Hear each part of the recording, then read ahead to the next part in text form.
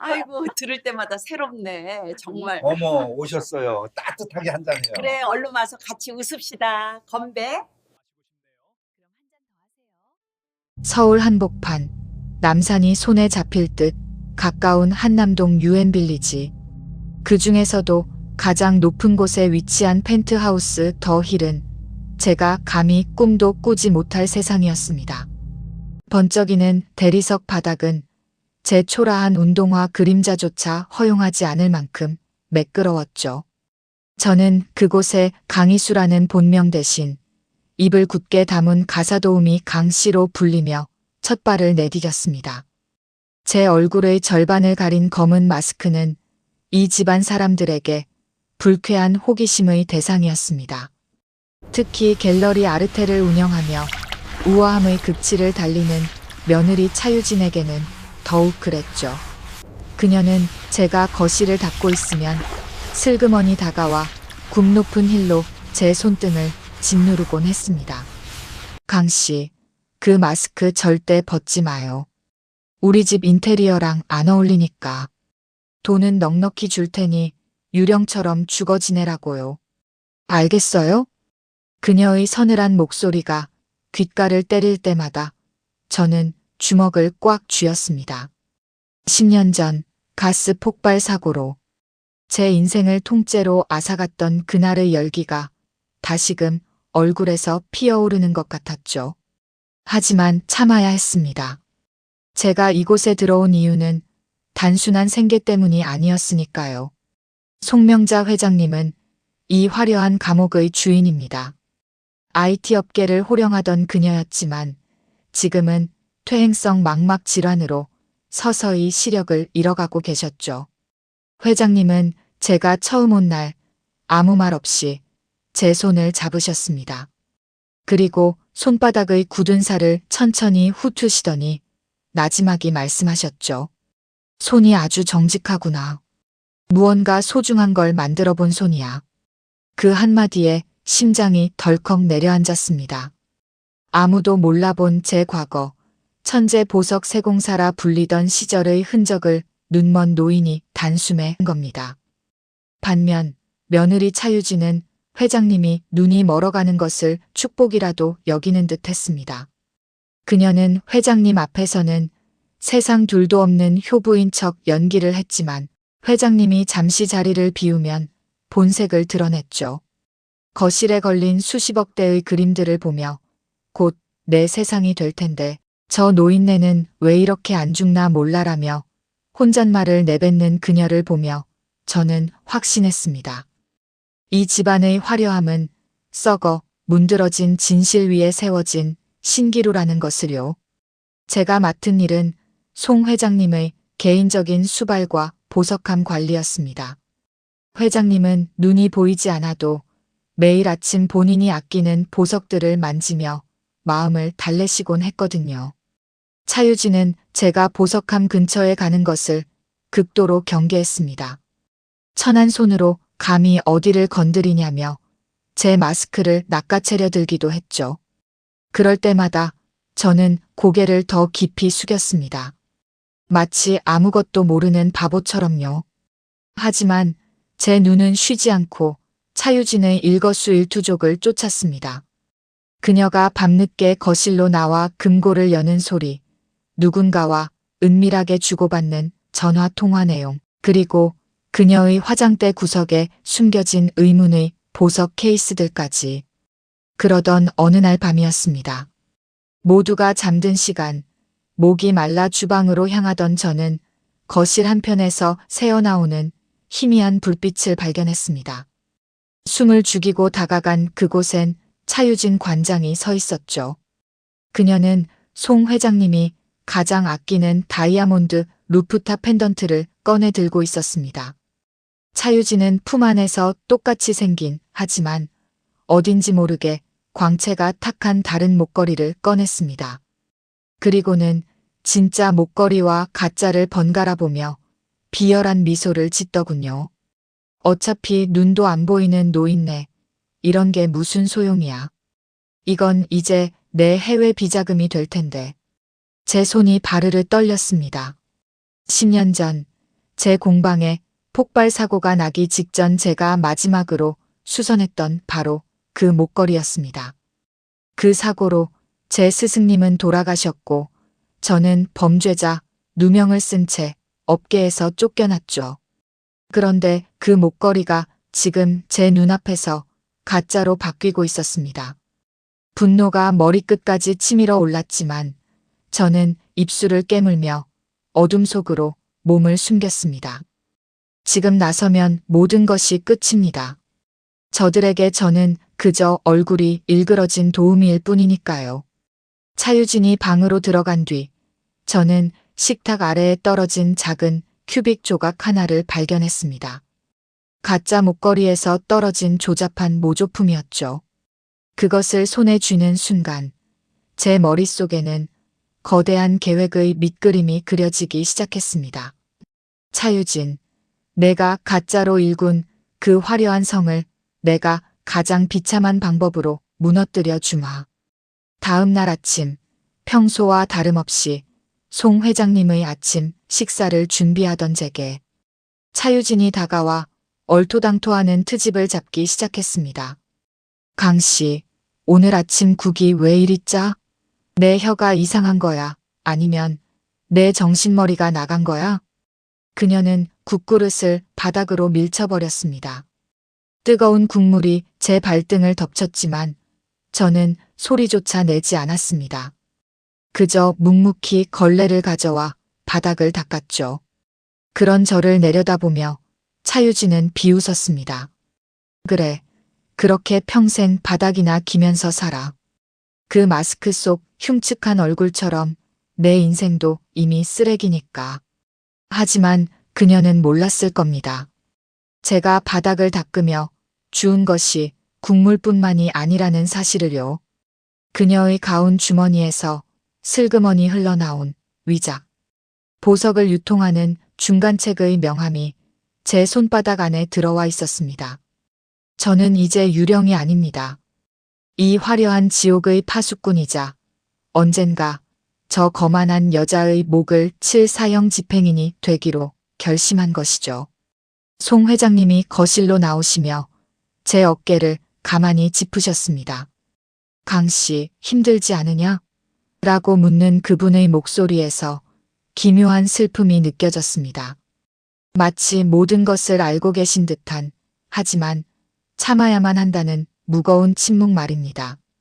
저는 회장님의 손등 위로 제 손을 포개며 속으로 대답했습니다.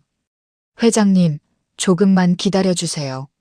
제가 회장님의 눈이 되어 이 집안의 모든 가짜를 걷어내 드리겠습니다.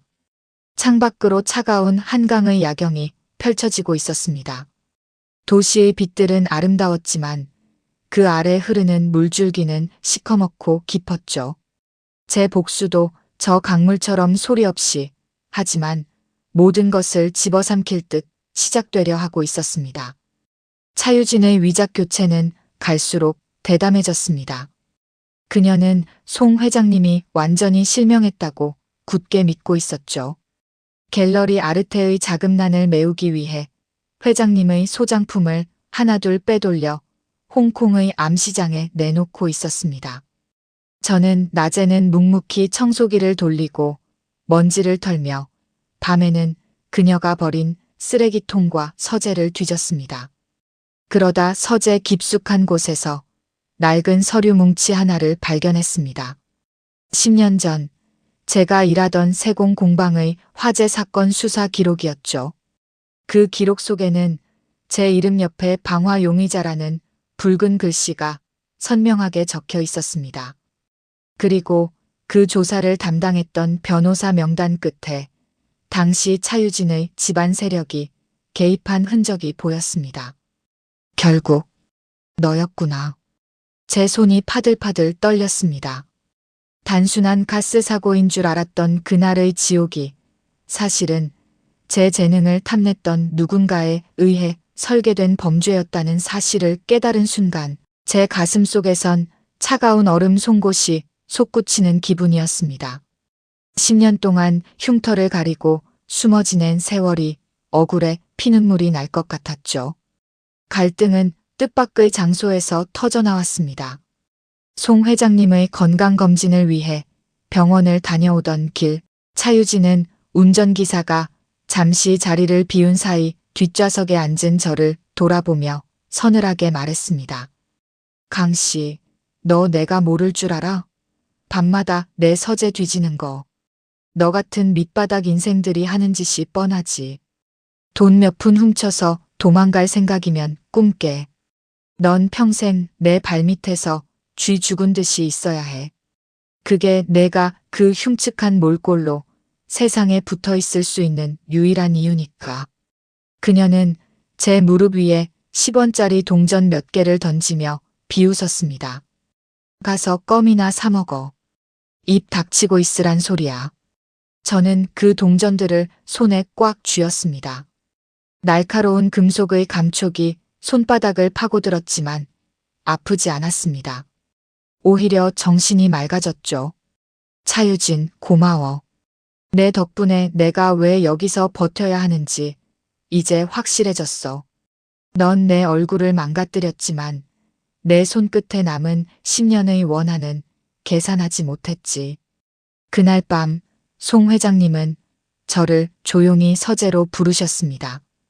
회장님은 책상 서랍 깊은 곳에서 낡은 오동나무 상자 하나를 꺼내 제게 건네셨습니다. 강 씨, 이 안에 든 건 내 눈이 멀기 전 마지막으로 보았던 가장 아름다운 기억이란다. 지금의 나에겐 짐일 뿐이지만 너라면 이 가치를 알 것 같구나. 상자를 열자 은은한 달빛 아래 빛바랜 보석 세공 도구들이 나타났습니다. 10년 전 화재 현장에서 사라진 줄 알았던 제 스승님의 유품들이었습니다. 그 도구들을 만지는 순간 잊고 있던 세포들이 깨어나는 기분이었습니다. 회장님은 제 손을 잡으며 나직이 덧붙이셨습니다. 가짜는 아무리 화려해도 소리가 나지 않는단다. 하지만 진짜는 깨지는 순간 가장 처절하고 아름다운 비명을 지르지. 내가 그 비명 소리를 들려주겠느냐? 회장님의 눈은 여전히 허공을 향해 있었지만 그 목소리엔 형언할 수 없는 무게감이 실려 있었습니다. 저는 회장님의 손등에 제 이마를 대고 조용히 눈물을 흘렸습니다. 그것은 절망의 눈물이 아니라 사냥터로 나가는 전사의 맹세였습니다. 송 회장님이 건네주신 세공 도구 상자는 제게 단순한 도구가 아니었습니다. 그것은 10년 전 불타버린 제 영혼의 파편들이었죠. 저는 낮에는 아무것도 모르는 가사도우미 강 씨로 살며 차유진의 온갖 모욕을 견뎠습니다.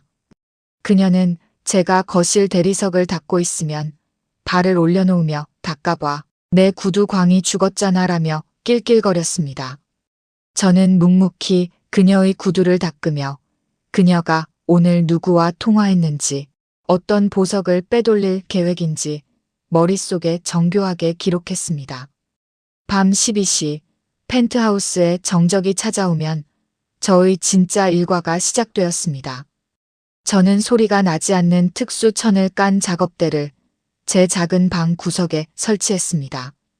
그리고 송 회장님의 보석함에서 차유진이 가짜로 바꿔치기에 둔 위작들을 하나씩 가져왔습니다.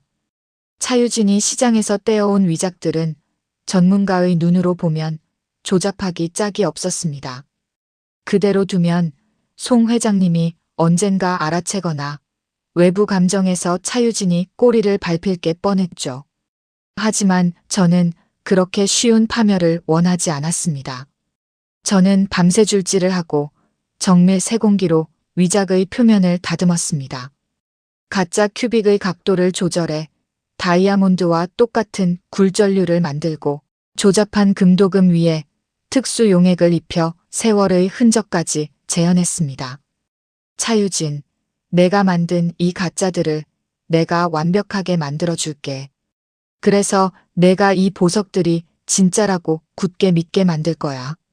내 탐욕이 가장 높이 치솟았을 때 내가 믿었던 그 모든 것이 단 한순간에 가짜임이 드러나도록. 복수는 정교해야 했습니다. 저는 차유진의 비밀 금고 위치를 파악하기 위해 그녀의 서재에 소형 카메라를 설치할 계획을 세웠습니다. 송 회장님의 IT 기기를 관리해드린다는 핑계로 거실의 스마트 홈 시스템을 건드렸죠. 12년 전 현장을 담당했던 경험과 최근 IT 부서로 옮기며 익힌 기술들이 빛을 발하는 순간이었습니다. 어느 날 밤 저는 차유진이 거실 금고 앞에서 홍콩의 중간책과 화상 통화를 하는 장면을 포착했습니다. 걱정 마세요. 노인네는 이제 앞이 거의 안 보여요. 이번 달 안으로 루프탑 펜던트도 넘길게요. 감정서요? 걱정 마세요. 내 손으로 직접 떼는 건데 누가 의심하겠어요?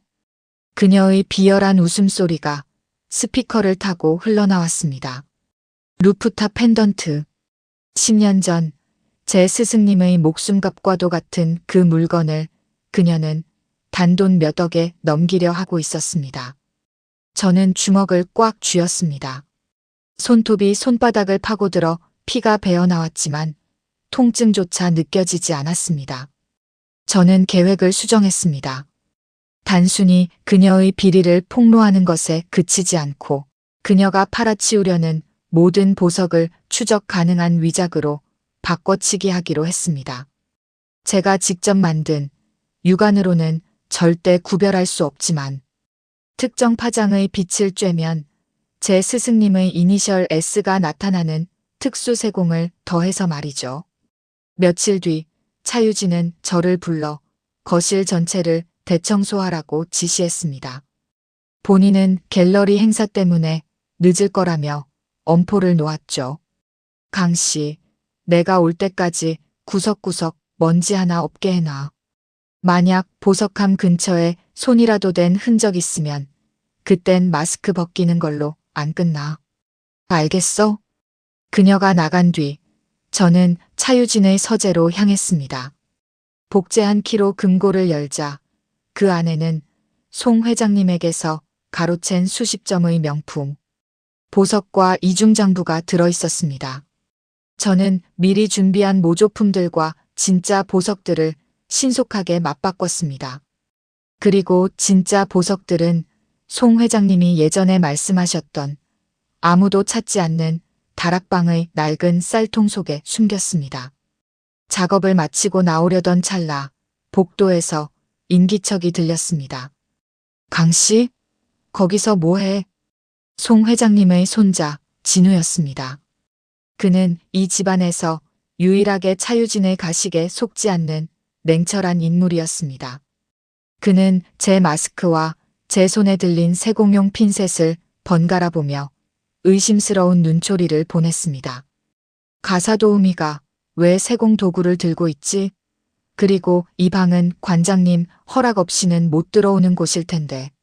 제 심장이 요동쳤습니다. 여기서 들키면 모든 것이 끝입니다. 저는 차가운 침묵을 지키며 그를 뚫어지게 쳐다보았습니다. 그리고 천천히 마스크를 내려 제 얼굴의 흉터를 드러냈습니다. 진우는 움찔하며 뒤로 물러섰습니다. 이 얼굴로 도둑질이라도 하겠습니까? 관장님이 잃어버리신 귀걸이 한 짝을 찾으러 왔을 뿐입니다. 저는 바닥에 미리 던져두었던 귀걸이를 집어들며 유유히 방을 빠져나왔습니다. 등 뒤로 진우의 시선이 느껴졌지만 멈추지 않았습니다.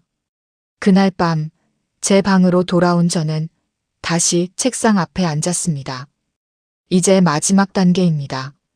차유진이 홍콩 중간책에게 보낼 상자에 제가 만든 가짜 중의 진짜를 넣는 일이죠. 저는 핀셋을 들고 정교하게 보석의 이면을 깎아냈습니다. 차유진, 넌 내가 완벽한 범죄를 저지르고 있다고 생각하겠지. 하지만 내가 내민 그 보석이 내 목을 조르는 밧줄이 될 거야. 유령의 손길이 내 숨통을 조여가는 걸 기대해. 새벽 4시, 한강 너머로 푸르스름한 기운이 올라오고 있었습니다. 저는 마스크를 다시 고쳤으며 거울 속의 저를 보았습니다. 흉터는 여전히 붉고 험악했지만 제 눈빛만큼은 그 어떤 다이아몬드보다 단단하게 빛나고 있었습니다. 진우는 차유진의 아들이자 송 회장님의 친손자로 한주그룹의 차세대 리더로 손꼽히는 인물이었습니다. 그는 감정에 휘둘리지 않는 얼음 같은 성격이었죠. 그런 그가 제 정체를 의심하기 시작했다는 건 제 복수 설계도에 거대한 암초가 나타났음을 의미했습니다. 그날 이후 진우는 사냥개처럼 제 뒤를 쫓았습니다. 제가 송 회장님의 보석을 닦을 때도, 주방에서 식사 준비를 할 때도 그는 멀찍이 서서 저를 관찰했습니다. 강씨, 그 비취가락지. 며칠 전보다 광택이 더 깊어졌더군. 도우미가 닦는다고 나올 수 있는 광이 아냐. 도대체 밤마다 무슨 짓을 하는 거지? 진우의 압박은 갈수록 심해졌습니다. 하지만 뜻밖의 기회는 위기의 순간에 찾아왔습니다. 송 회장님이 갑작스러운 혈압 저하로 거실에서 쓰러지신 겁니다. 마침 차유진은 갤러리 파티 때문에 집을 비운 상태였고 당황한 진우는 우왕좌왕하며 구급차를 부르려 했죠. 저는 침착하게 다가가 회장님의 맥박을 체크하고 평소 회장님이 복용하시던 비상약을 찾아내 조치했습니다. 12년 전 현장에서 정비 업무를 하며 익혔던 응급처치 지식이 몸에 배어 있었거든요. 병원에 가시기 전에 이 약부터 드셔야 합니다. 혈압이 급격히 떨어지면 뇌혈관이 위험해요. 제 단호한 목소리와 능숙한 손길에 진우는 넋을 잃고 저를 바라봤습니다. 회장님이 안정을 되찾으신 후 진우는 서재로 저를 조용히 불렀습니다. 아까 그 손길, 단순한 도우미의 것이 아니었어. 그리고 당신이 말한 가짜 목걸이 이야기 더 자세히 해봐. 내 어머니가 정말 그런 위험한 짓을 벌이고 있는 건지 확인해야겠으니까. 저는 더 이상 숨기지 않았습니다.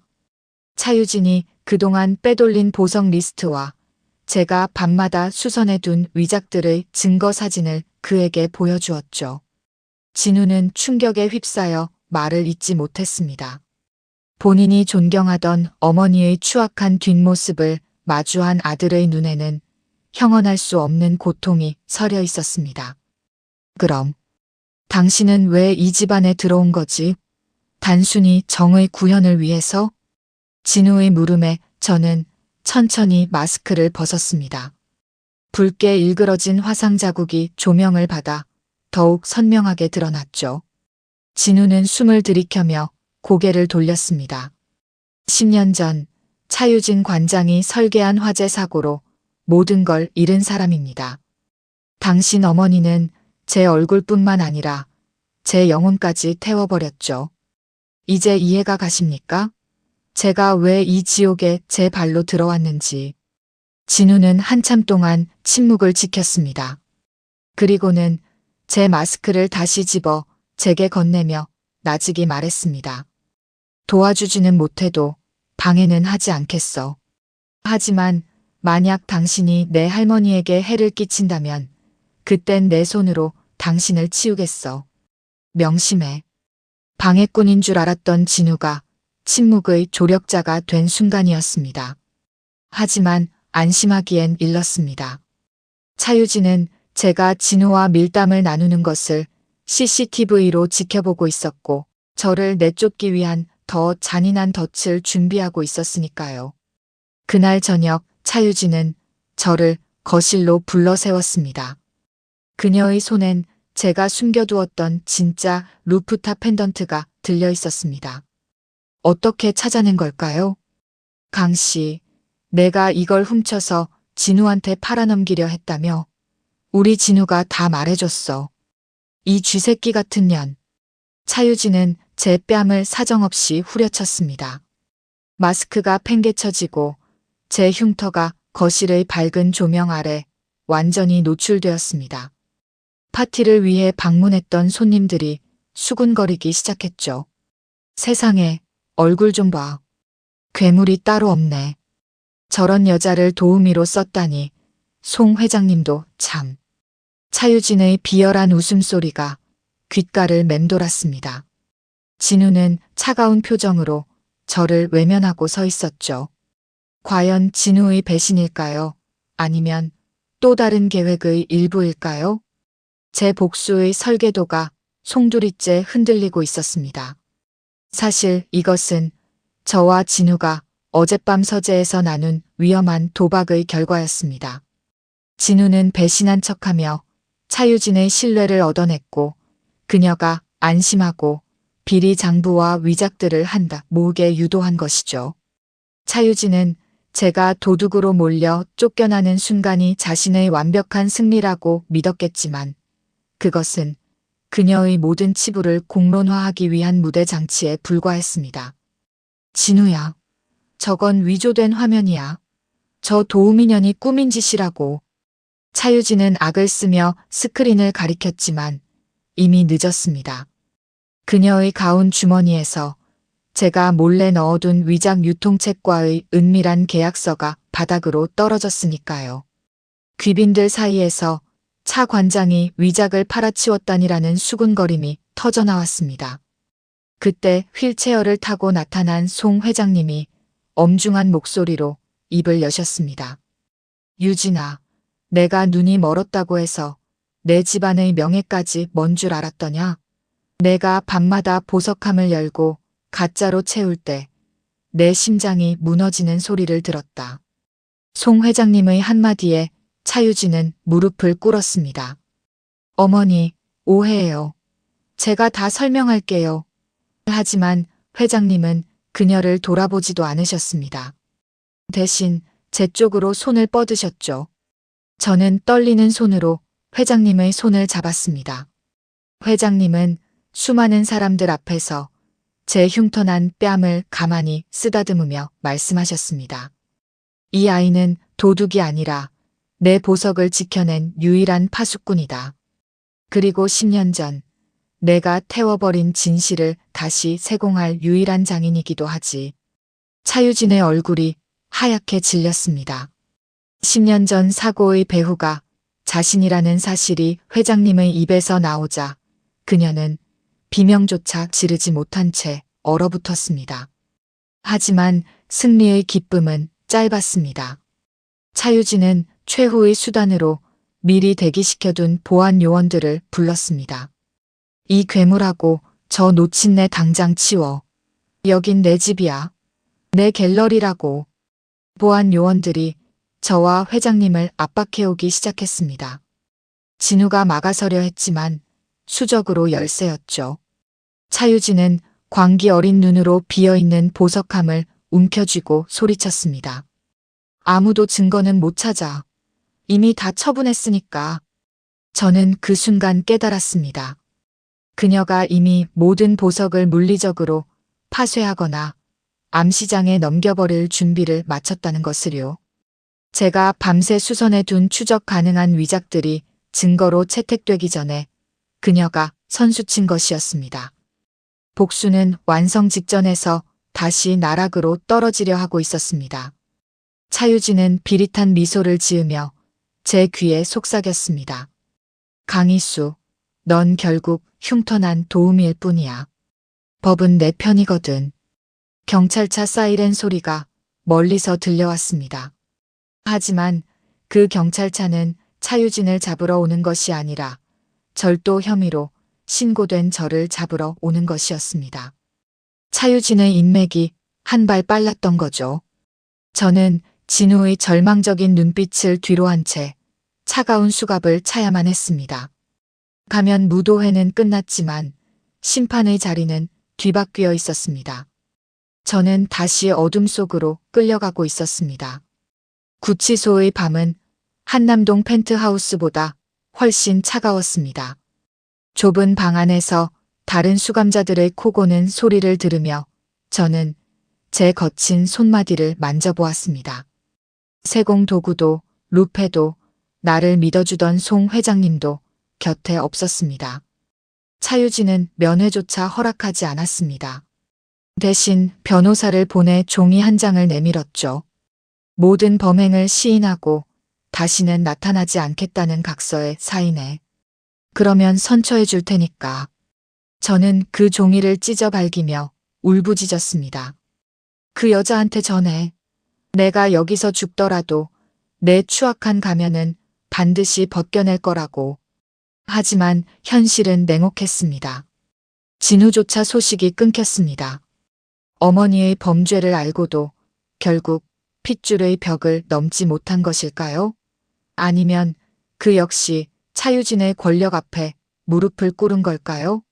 저는 매일 밤 벽에 손톱으로 복수의 날짜를 새기며 버텼습니다. 그러던 어느 날 뜻밖의 인물이 면회를 왔습니다. 송 회장님의 비서였습니다. 그는 제게 작은 보따리 하나를 건네며 나직이 말했습니다. 회장님이 전해달라고 하셨습니다. 보석은 어둠 속에서 가장 밝게 빛난다고요. 그리고 이건 이수 씨가 가장 잘 아는 물건일 겁니다. 보따리 안에는 낡은 비닐봉지에 쌓인 흙 묻은 작은 돌멩이 몇 개가 들어 있었습니다. 처음엔 쓰레기인가 싶었지만 저는 직감적으로 그것이 무엇인지 알아차렸습니다. 12년 전 정비 현장에서 사용하던 특수 연마석 조각들이었습니다. 회장님은 알고 계셨던 겁니다. 제가 아무것도 없는 이곳에서도 무언가를 만들어낼 장인이라는 사실을요. 저는 그 연마석 조각을 손바닥에 숨기고 방으로 돌아왔습니다. 그날부터 저는 미친 사람처럼 굴기 시작했습니다. 밥을 거부하고 구석에 앉아 벽을 긁었습니다. 수감자들은 저를 미친 유령이라며 피했죠. 하지만 저는 벽을 긁는 게 아니었습니다.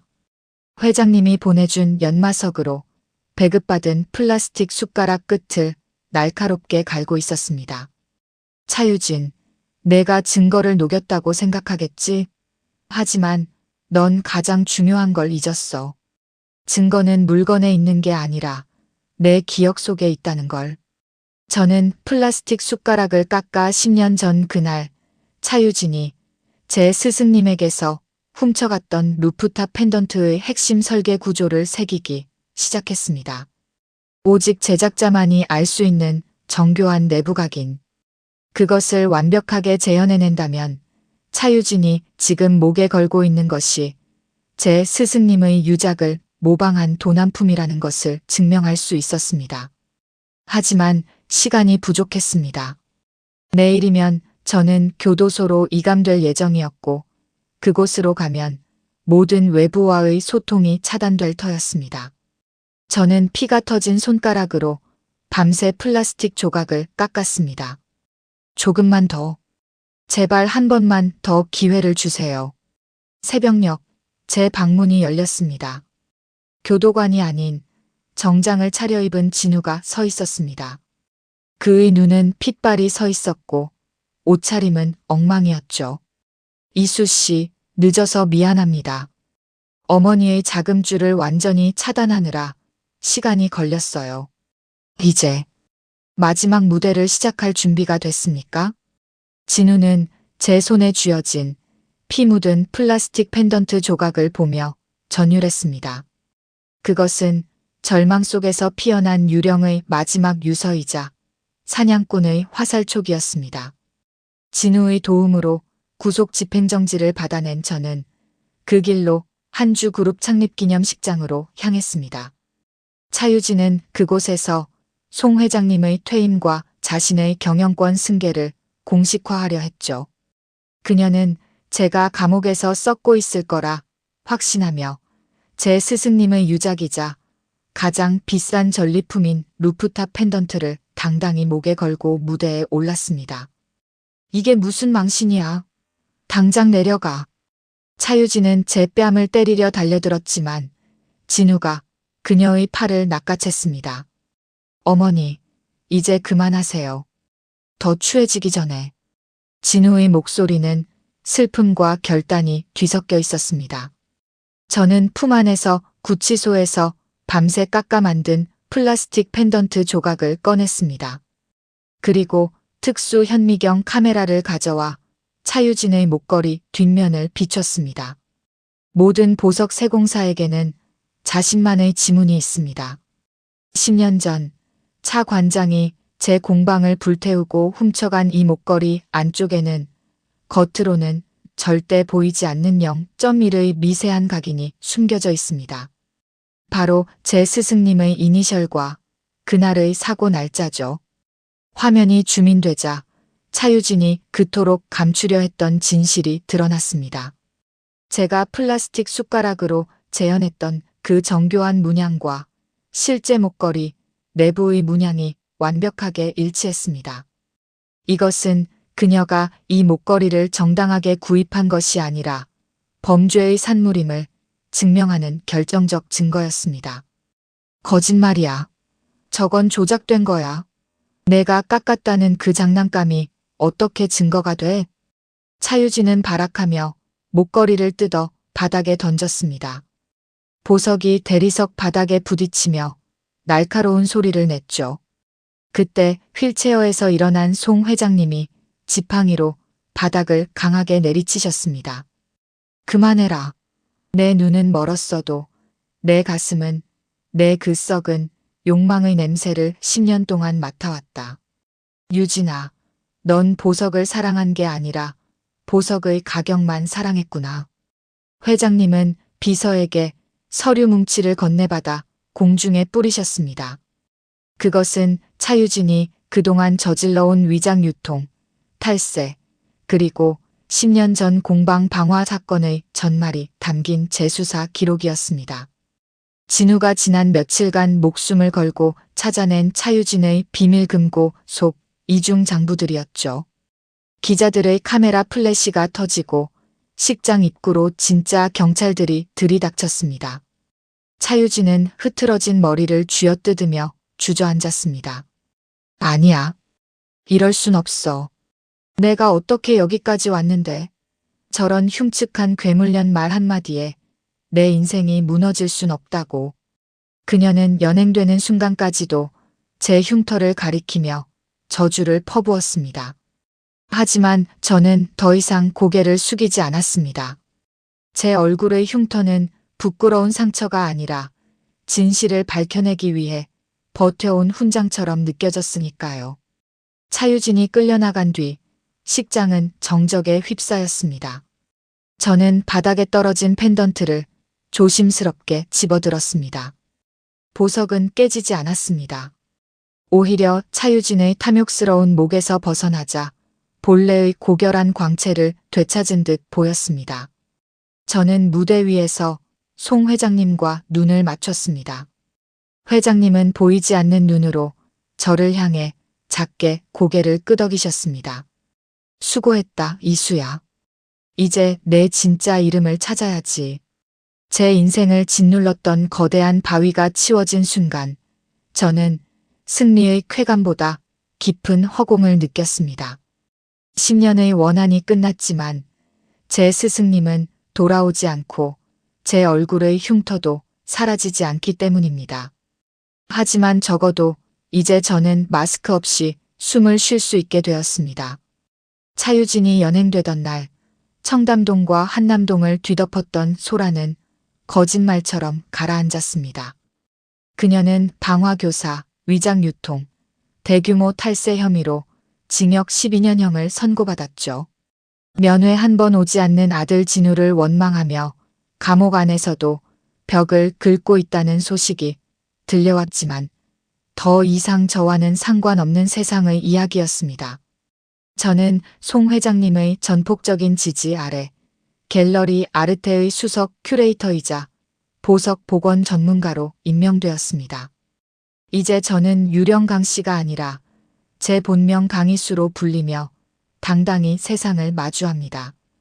진우는 한주그룹의 경영 전면에 나섰지만 가끔 갤러리를 찾아와 저와 차 한 잔을 나누곤 합니다. 그는 여전히 미안한 눈빛으로 제 흉터를 바라보지만 저는 웃으며 말하죠.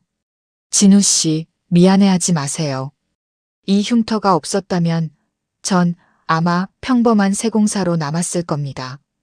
이 상처 덕분에 전 가짜와 진짜를 구별하는 법을 배웠고 사람의 마음을 읽는 법을 배웠으니까요.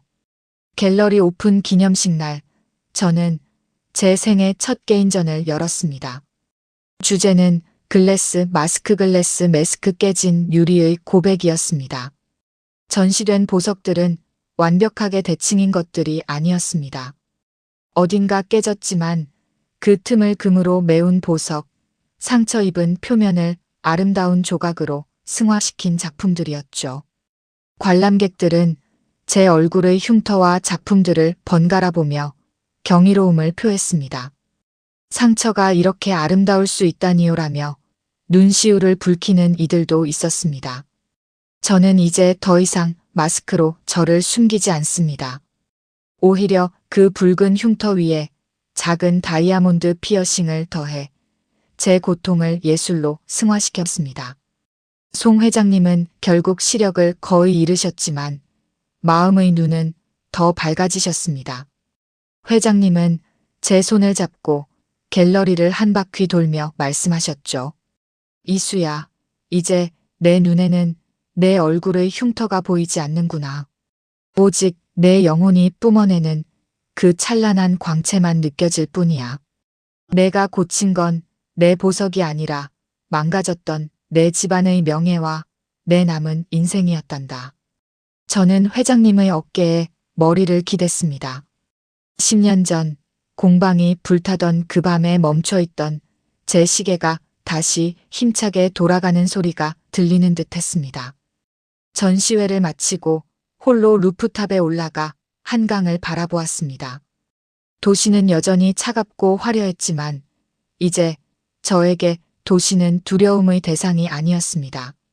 제가 닫고 조여서 빛나게 할 거대한 보석 상자처럼 보였죠.